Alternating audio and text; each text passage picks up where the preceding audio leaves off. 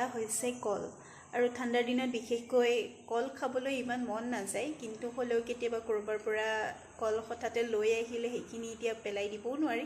তাৰ কাৰণে মই দুপৰীয়া চাহ খাবলৈ কলৰ পৰা এটা পিঠা বনালো আৰু সেই পিঠাটো কেনেকৈ বনালো আপোনালোক সকলোৱে হয়তো জানেই আৰু মইনো কেনেদৰে বনালো তাকে আপোনালোকক অকণমান দেখাবলৈ চেষ্টা কৰিলো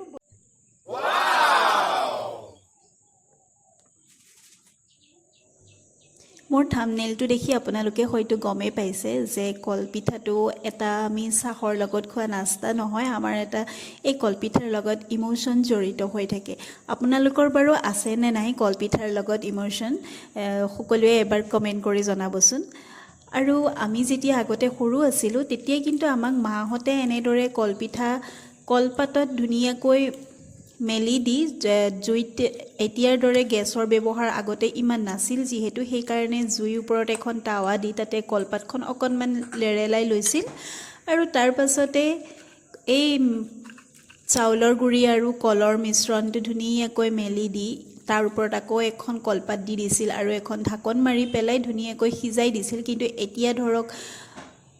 উন্নত প্ৰযুক্তিবিদ্যা অহাৰ কাৰণে আমি গেছ ব্যৱহাৰ কৰিছোঁ নতুবা অন্যান্য কিবা কিবি বজাৰত পোৱা সামগ্ৰী ব্যৱহাৰ কৰি আমি আৰু অলপমান সুস্বাদু কৰি তুলিছোঁ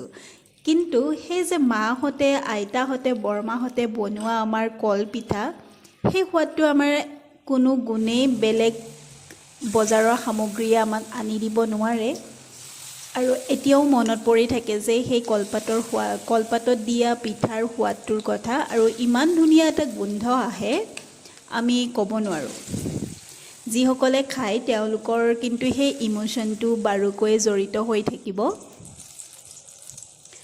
আৰু এনেদৰে আপোনালোকৰ লগত লেকচাৰ মাৰোঁতে মাৰোঁতে মোৰ কলপিঠা প্ৰায় হৈয়ে গৈছে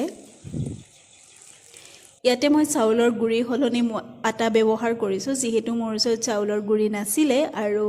অকণমান সুস্বাদু হ'বৰ কাৰণে ঘি দিছোঁ আৰু অলপমান মৌজোল দিছোঁ কেনেকুৱা পালে কমেণ্ট কৰি জনাবলৈ নাপাহৰিব